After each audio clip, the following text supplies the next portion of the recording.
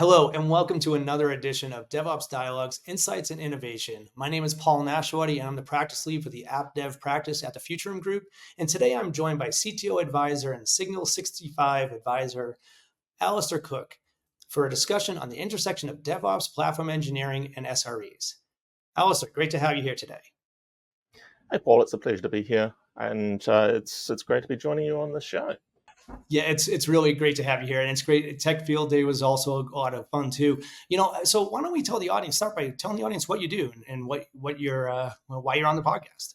So I always struggle to describe what it is that I do, but the podcast angle on this is DevOps Dialogues. My background is as an on-premises infrastructure engineer, but I spent about 8 years teaching AWS's public scheduled training courses, starting out in the architecture stuff that corresponds to what we do on premises. But very rapidly, I realized that AWS is a developer enablement platform. So I was excited to then start teaching the developing on AWS course and then the DevOps engineering on AWS course. And both upskilling for teaching those courses, but also talking to just so many people who are using AWS as a platform for DevOps or starting to use it, I learned a huge amount about how people are using AWS in particular for DevOps and some of the disparities between the way AWS themselves or Amazon uses DevOps and the way real customers use DevOps. Well, it's great to have you on the show. I mean, this is definitely, and the topic we're talking about today is one that, I think you're very qualified to talk through based on your background and where we're going. There's a lot of changes, right? We hear that, we hear organizations talk about DevOps. We talk about organizations talk about platform engineering, and we see SREs coming up quite a bit. This is an area that I think there's a lot of confusion in. What are your thoughts there?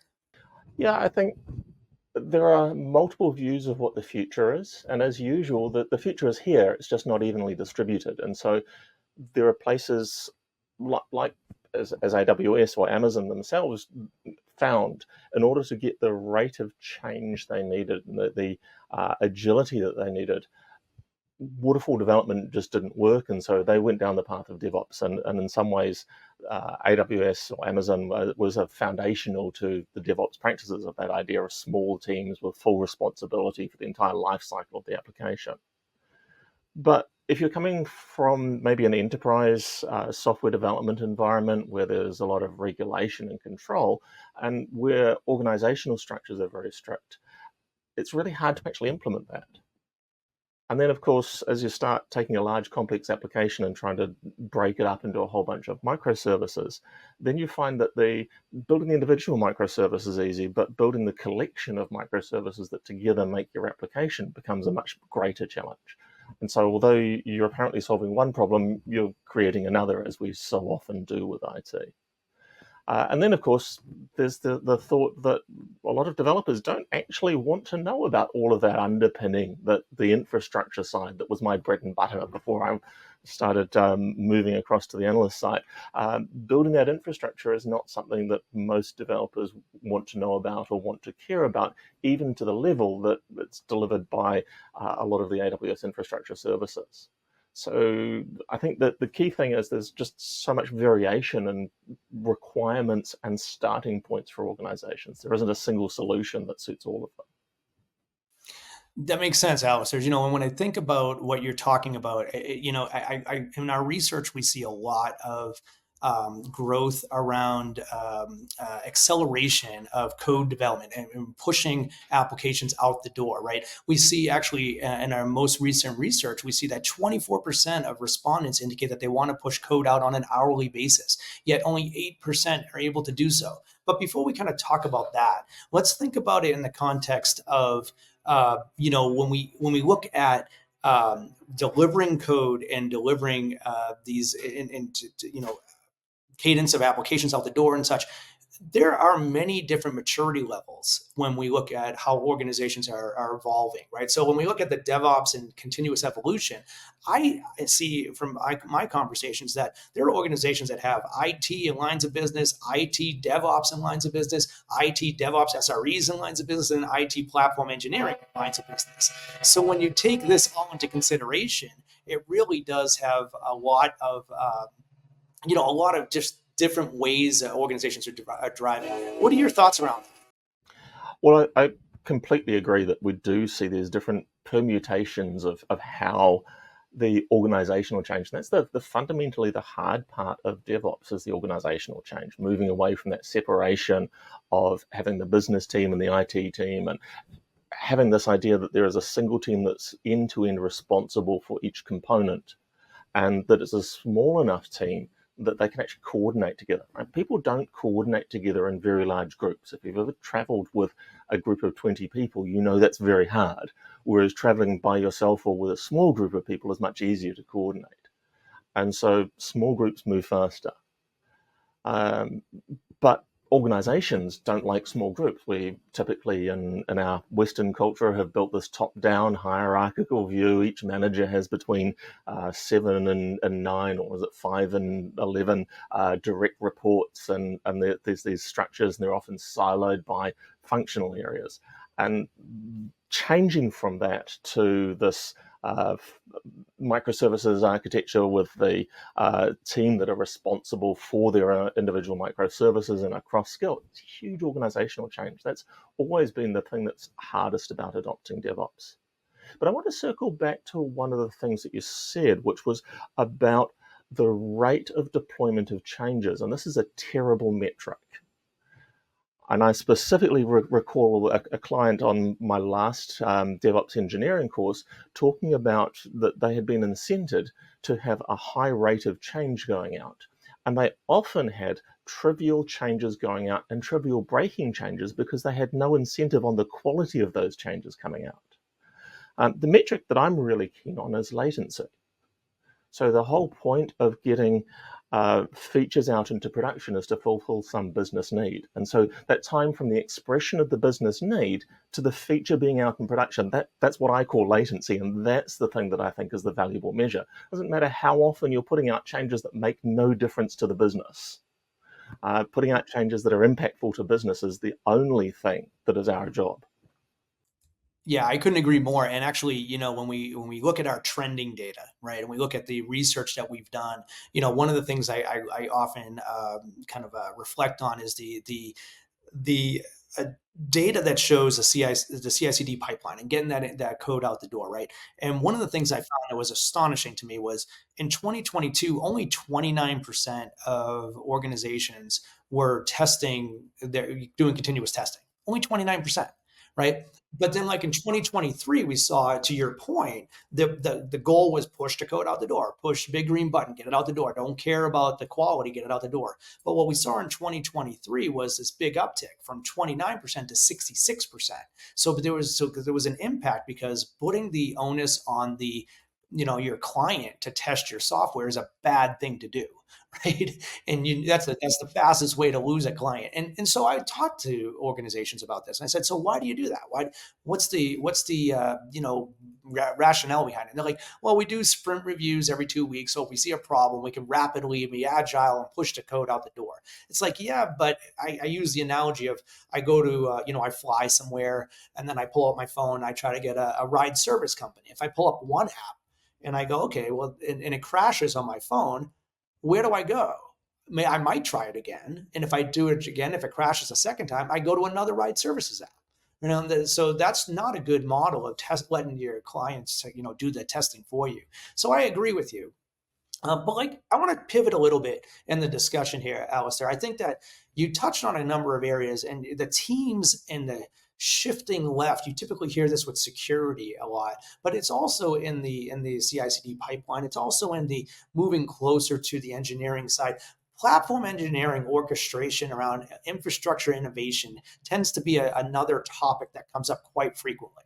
Can you speak a little bit about that? Yeah, and it fundamentally comes back to the idea that AWS's success, from my own, again, my view of these things is colored from my experience. AWS's success was not from having DevOps and having these small teams that were end-to-end responsible. That's where they started, and they found pretty quickly that by itself, that didn't speed up building of applications, because every microservices team had to choose the product and choose how they were going to support it, choose what database to use and how to protect its data and those kinds of things. And AWS had a second discussion of how they were going to transform and realized they needed reusable services that you could assemble your application out of. And that, to me, is the bit where AWS is a developer enablement platform. I see the platform engineering practice as bringing that idea of reusable software-defined services that are easy for developers to consume, so that the developer building a microservice doesn't have to worry about all of the underpinnings, all the minutiae of the component, and can spend more of their time focusing on writing the business logic, the thing that's unique to their business. So I see the platform engineering as being part of that sort of maturity along the way, that the developer who is writing business differentiating code shouldn't have to also write their own message queue system, for example, or choose message queue system. Yeah, that makes sense. I mean, I get that, but I mean, one of the things that comes up is, I'm at a conference this week, and we're having these conversations about how every person in the IT organization is a developer, right? That was one of the comments that was made. Everybody's a developer, right? And I kind of was thinking about it, and I go, well, let me think that through. So I'm looking around the conference, pretty sizable conference, and I look around. I go, I cannot find one person that identifies himself as a system admin or a network admin or a storage admin. They're all platform engineers, right? They're all moving up. They want to be that platform engineer. And then I was like, okay. Then I took that one step further, and I said, well, if you take infrastructure and you start implementing infrastructure as code, then you start moving towards that developer centric perspective, right? And I was saying earlier on the podcast here, I was saying that 24% of organizations desire to release code on an hourly basis, yet only 8% can do so. Well, the 8% that can do so, are the commonality between it is they do agile software development, they use DevOps methodology, they use infrastructure as code in order to get code out the door faster. So if there's infrastructure changes, allowing and enabling your platform engineering team to make those changes dynamically is really about the speed of business. It's right. It's really about how to get the business to be accelerating faster. Absolutely. And fundamental to the idea of DevOps is infrastructure as code, that you can build that test environment using the same automation you're going to use to build the production environment, because that's the only way to get high fidelity testing. If you're testing with a 3-month-old clone of production, you're not going to get a valid test for when you deploy into production. So absolutely, the delivering of these services, the consumable pieces that the platform engineering team are delivering, absolutely, that's a development process. There shouldn't be trouble tickets required in order to get a new database instance deployed. This is the sort of thing that gets in the way of deploying new features out into production. So it should be a internal service catalog. We heard about these 10 years ago, and the idea of delivering developer enablement services.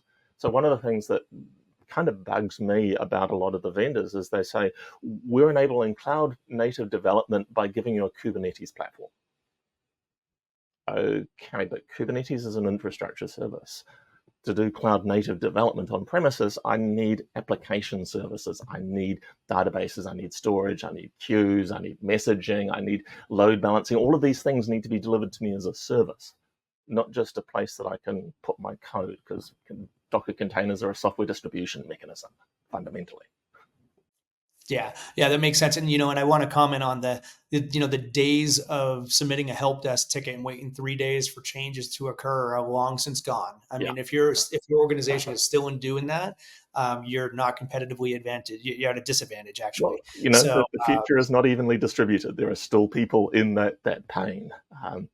Yeah, no, and I can appreciate that, and I get it, and that goes to that whole maturity too, because you have some applications that may be in more fast, like dynamic and pushing agile development processes, and you might have some heritage systems that can accommodate and deal with that 3-day change cycle. But really, if you're trying to be dynamic and fluid, those new systems of engagement really have to come out the door very quickly. We talked about a lot of this in the recent blog that we published, the intersection of DevOps and platform engineering and the SREs. It's on our website. You can learn more about it in a lot from this dialogue here that we're having. But I do want to talk about, because I mentioned SREs, and I don't want to leave that kind of just hanging out there. So when I talk to organizations, because SREs have this kind of more holistic view across multiple instantiations of the environments and such, do SREs bridge the gaps? Do they bridge the gap to kind of help bring things together, or are they just kind of a DevOps on steroids type of approach? Fundamentally, the idea of an SRE came from the thought that if you're a hyperscaler operating a large web estate, you historically believed that the developers were the gods, and that the people who ran production were a bunch of minions who just had to do as they were told. And the SRE movement, the start of SRE was a recognition that production is actually the thing that's in front of our customers that generates our revenue. So it's important that we look after and enable those people.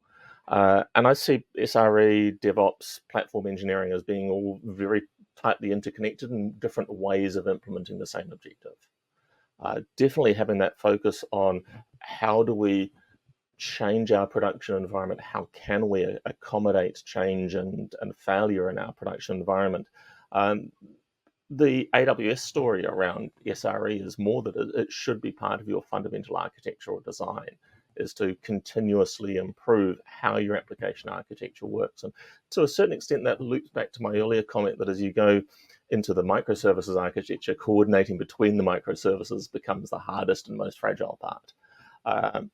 It's that same focus. So definitely having that system level focus that any one part being broken shouldn't cause everything to fail, but you should understand the consequences.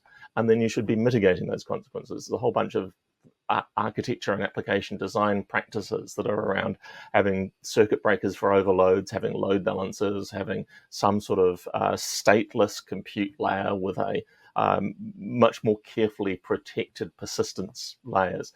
All of these things are sort of interrelated, and you can achieve the same business outcome using a variety of these different approaches. But I think there is a muddled message about what's best, because we definitely saw SRE come up first, and then DevOps, and more recently platform engineering. And the truth will be all of these things are useful and around in large organizations for a long time to come. Well, I think you touch on something that's kind of important to note to the audience here, right? When we think about, you've mentioned it several times already about microservices, containerization, and Kubernetes and orchestration. One thing I do see in our research is 88% of net new cloud native applications are using microservices as part of their deployment because of the elasticity, right, and the ability to have flexibility within your environment. So having that skill set across your DevOps and SREs and platform engineering teams is incredibly important, especially when you start looking at modernization and taking those heritage applications and modernize them into the cloud native space. I mean, some of those applications will not be refactored, right? We know that. Some of them are going to be encapsulated in cloud ready states, maybe living in the cloud and left alone. But you're going to build net new systems of engagement that will be built on cloud native microservices architectures.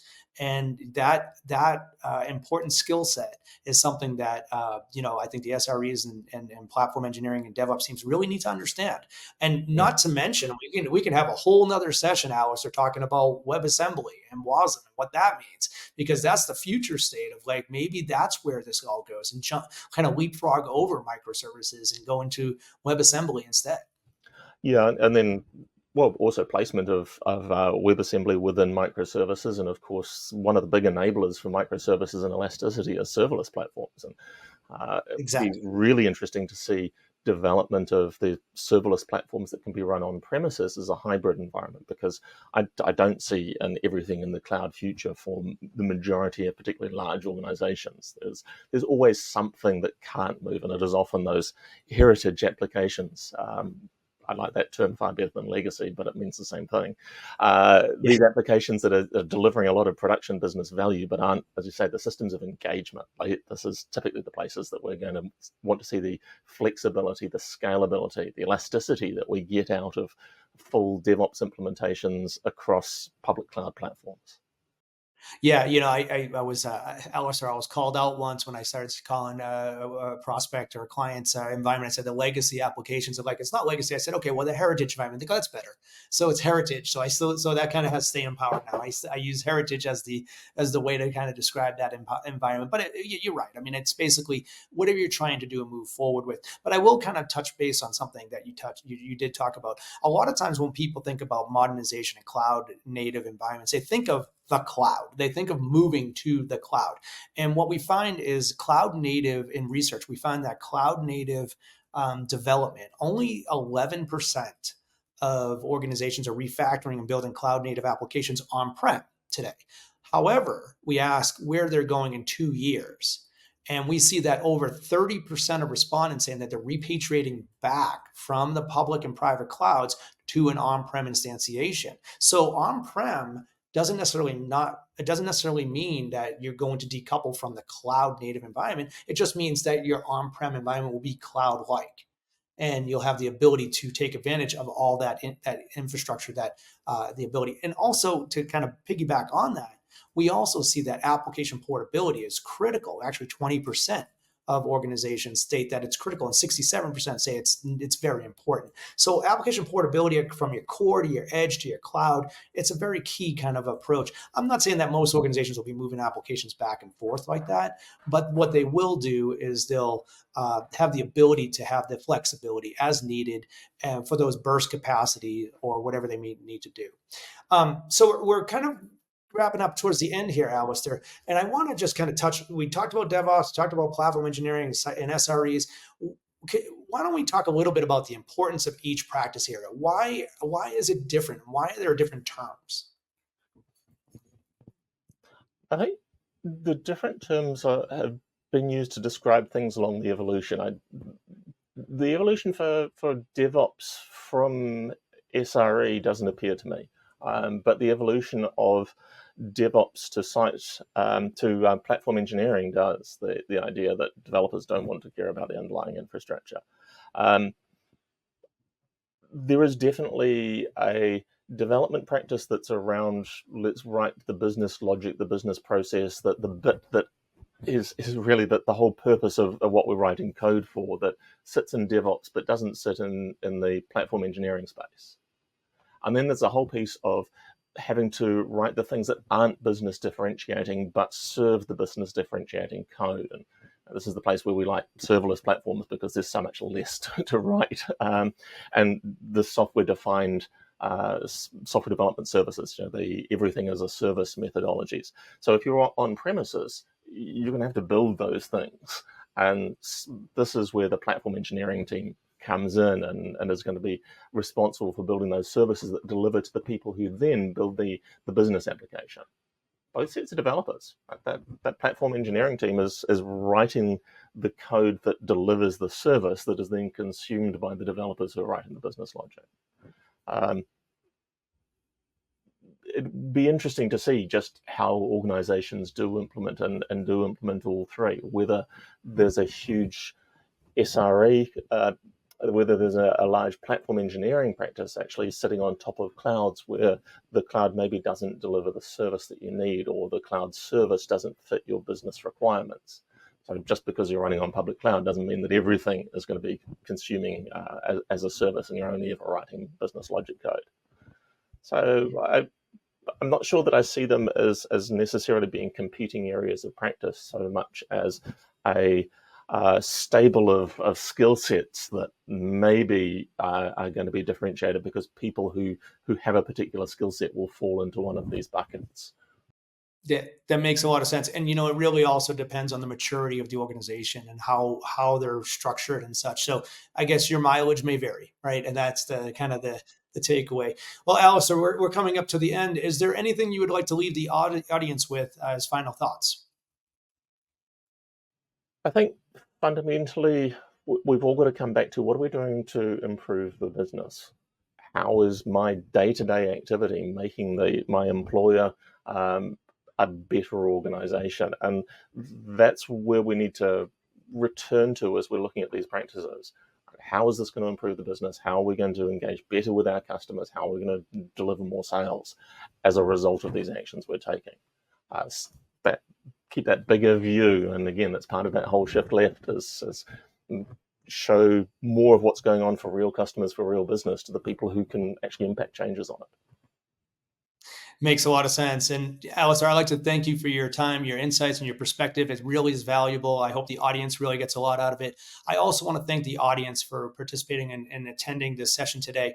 It's really exciting. A lot of research here, a lot of data points, and a lot more information can be found at futurumgroup.com. Thank you for your time today and have a great day.